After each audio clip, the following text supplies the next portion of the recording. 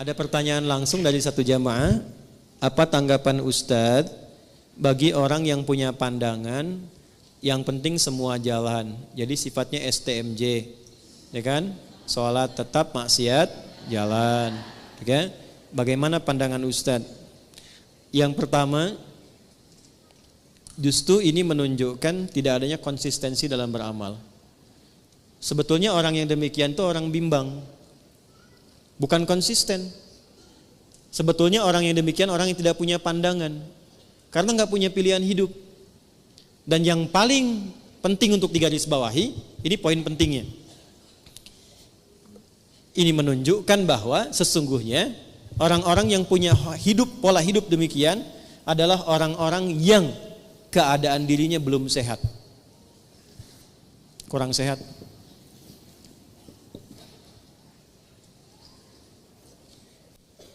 Satu, doakan. Karena yang seperti itu, kalaupun teman, didoakan dengan baik. Tapi tidak dijadikan semua apa yang disampaikan sebagai pertimbangan untuk mengambil keputusan. Ingat ya? Ya, saya ulangi lagi. Tidak semua yang disampaikan tidak dijadikan sebagai pertimbangan untuk mengambil keputusan. Karena kenapa? Dirinya saja belum bisa mengatur keadaan dirinya untuk konsisten pada kebaikan. Bagaimana dia bisa memberikan masukan yang baik pada orang lain?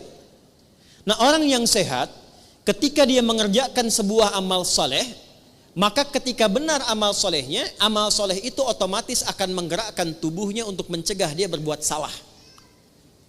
Saya contohkan begini. Sholat amal soleh bukan? Soleh. Apa fungsi sholat? Quran surah ke-29 ayat ke-45. Innas sholata tanha anil fahsya. Kalau ada orang sholat dan benar sholatnya, itu otomatis sholat yang dia kerjakan akan memberikan pengaruh pada tubuhnya untuk mencegah dia dari berbagai tindakan-tindakan maksiat. Fahsya, maaf, zina, selingkuh, LGBT, pornoaksi, pornografi, itu fahsya. Mungkar, mencuri, bergosip, menuduh, merendahkan, berselisih, itu mungkar. Jadi kalau orang benar sholatnya, amal soleh lewat sholat ini, dia akan otomatis mencegah pelakunya berbuat salah. Jadi kalau ada orang sholat, tapi saat bersamaan dia berbuat maksiat, ini artinya ada yang belum tepat dikerjakan dalam sholatnya. Karena motivasi orang sholat itu adalah mendapatkan amal soleh agar tidak berbuat salah. Jadi mustahil ada STMJ, istilahnya salah itu. Sholat terus, maksiat jalan. Jadi kalau orang sholatnya terus, itu nggak mungkin ada maksiat. Maka apa yang terjadi? Yang sholat ketika sholatnya dikerjakan tidak membuat dia kemudian terhambat berbuat maksiat, maka kemungkinan besar, satu, dia tidak sempurna dengan tujuan dan niat sholatnya. Makanya kata Nabi, yang diperbaiki sebelum mengerjakan amal soleh itu niatnya dulu. Niatnya benar gak? Jadi kalau seseorang niatnya benar menunaikan sholat, itu otomatis gak akan maksiat. Otomatis. Ibu kalau gak percaya ya, kalau ada anak kurang baik, ya jangan naik level dulu. Usahakan konsisten sholatnya dulu, dimulai dengan subuh. Minta aja pada anak ibu, ya, minta kerjakan sholat konsisten 40 hari. Setelah itu terserah kamu. Tapi jamaah. Setelah itu terserah. Mau sholat silahkan, gak sholat silahkan. Mau taat sama mama silahkan, gak taat silahkan. Tapi mama minta 40 hari sholat aja dulu. Di masjid, setiap hari. Subuh sampai isya. Setelah hari ke-40, lihat apa yang terjadi. Saya punya pengalaman di Tripoli. Guru kami, seorang profesor, itu kedatangan orang tua, menyampaikan pesan anak-anak kami 3 orang, itu sholatnya sulit luar biasa. Dipanggil dengan halus anak-anaknya, ya abnai, anak-anakku sini nak, katanya. Sekarang Syekh mau katakan, silahkan anak-anak mau gak sholat silahkan, gak taat sama mama silahkan, cuman minta satu dulu kerjakan, sholatlah selama 40 hari, tunaikan berjamaah di masjid, setelah itu bebas mau ngapain aja. Hari ke-40, yang satu berubah jadi baik luar biasa. Jangankan maksiat, untuk berkata yang kurang pantas pun dia gak punya kosakatanya. Yang kedua, naik turun, kadang baik, kadang tidak, kadang baik, kadang tidak. Yang ketiga, itu makin kacau.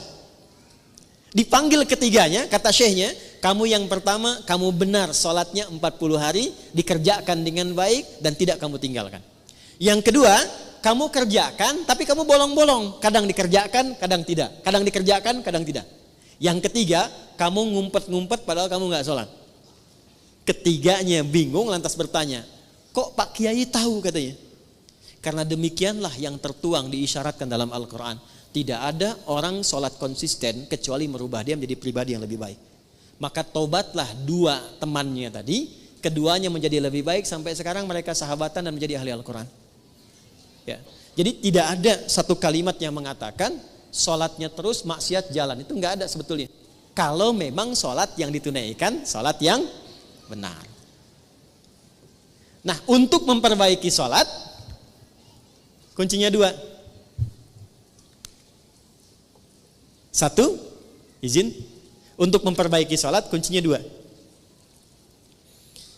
Satu, selalu bermohon kepada Allah untuk mendapatkan rahmatnya dalam sholat. Saya ulang ya. Selalu bermohon kepada Allah untuk mendapat rahmat Allah dalam sholat. Itu ada di Quran surah ke-2 Al-Baqarah ayat 45 sampai 46. Sudah? Saya merasakan sekarang jarang ada orang sholat dengan menggunakan rumus Quran itu. Yang penting sudah sholat gitu kan? Ya. Ibu pernah nggak mengharap rahmat Allah sebelum sholat? Supaya dirahmati dalam sholat? Pernah nggak? Ya? Coba deh. Makanya ibu masuk masjid ya. Kalau masuk masjid itu doanya apa? Allahumma ftahli abwaba. Ya Allah, mohon bukakan untukku pintu-pintu rahmatmu. Tuh ya. Mau masuk udah diajari oleh Nabi. Jadi sebelum masuk masjid, saat langkah kaki kanan itu dilakukan, minta apa? Rahmat. Masjid fungsinya untuk apa yang pokok? Sholat.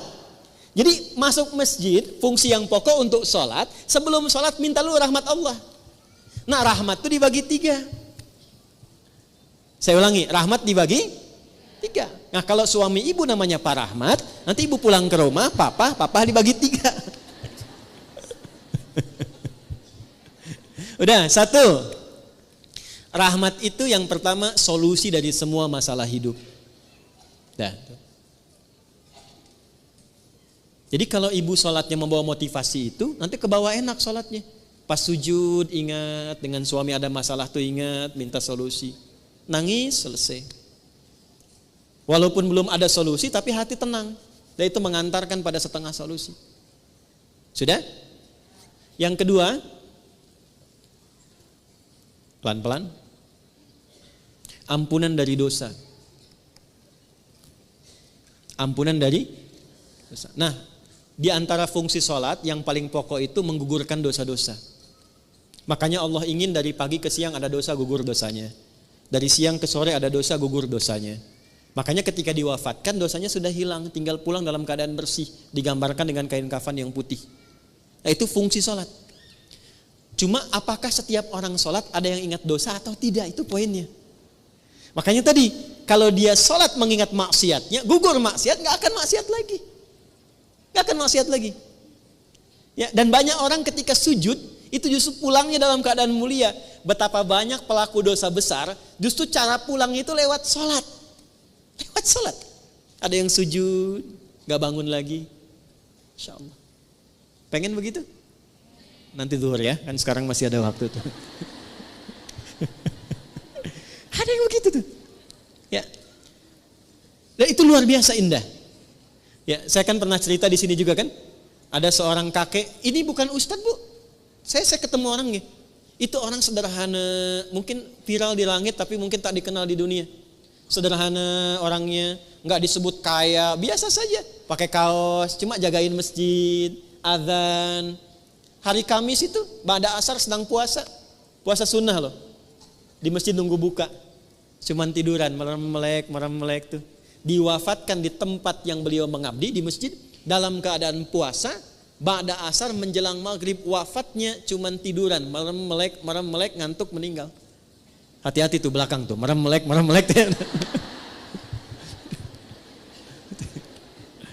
Dua. Yang ketiga, Bagaimana caranya supaya saat sholat bisa mengingat ada kesalahan yang diampuni? Maka dibuka dengan bagian ketiga. Perhatikan bagian ketiga. Sudah? Yang pertama tadi apa? Solusi. Berarti jawaban dari doa kan? Yang kedua apa? Ampunan. Yang ketiga, rahmat itu dalam bentuk husnul khatimah. Bentuknya apa? Husnul khatimah. Kalau sudah bicara husnul khatimah artinya ingat wafat. Ingat apa? Karena itulah Nabi mengajarkan pada setiap imam saat akan mengimami berbalik dulu kepada makmum menyampaikan kalimat ini. Para jamaah, kita akan sholat.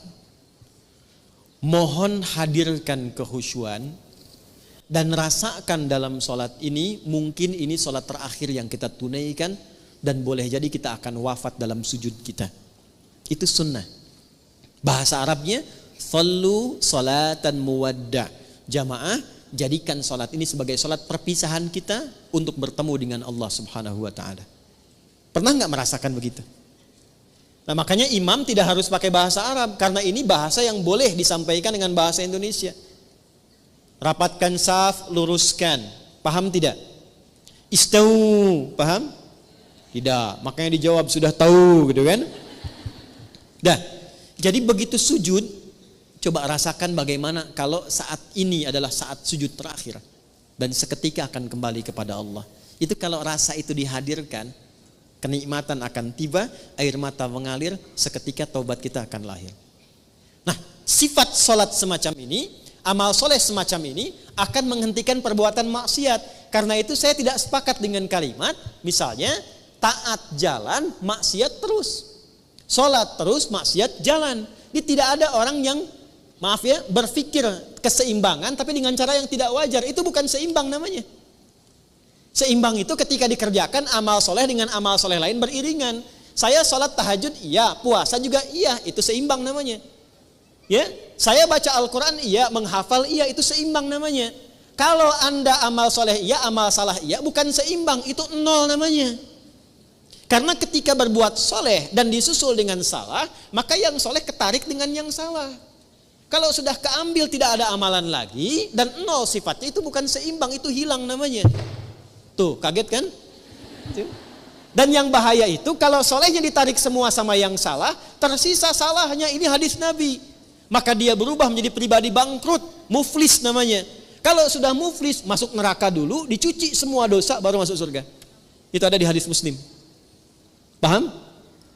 Oke. Jadi apa tanggapan Ustadz? Tanggapan saya yang pertama, tidak ada keseimbangan. Sekali lagi, tidak ada balance antara amal soleh dan amal salah yang saat dilakukan dipandang sesuatu yang wajar dikerjakan secara bersamaan. Itu bukan keseimbangan, tapi itu sifat dari kerugian. Itu yang pertama. Yang kedua, tidak ada manusia yang selalu suci, selalu soleh selama hidupnya. Pasti pernah berbuat salah. Maka orang terbaik adalah orang yang berusaha memperbanyak amal solehnya untuk menutupi salahnya, bukan menyeimbangkan antara soleh dan salah sehingga merasakan hidupnya sejalan bersamaan. Jelas ya? Jadi kalau salah itu ditutupi dengan yang soleh, bukan ingin dijadikan sebuah kesimpulan berjalan bersamaan, itu keliru.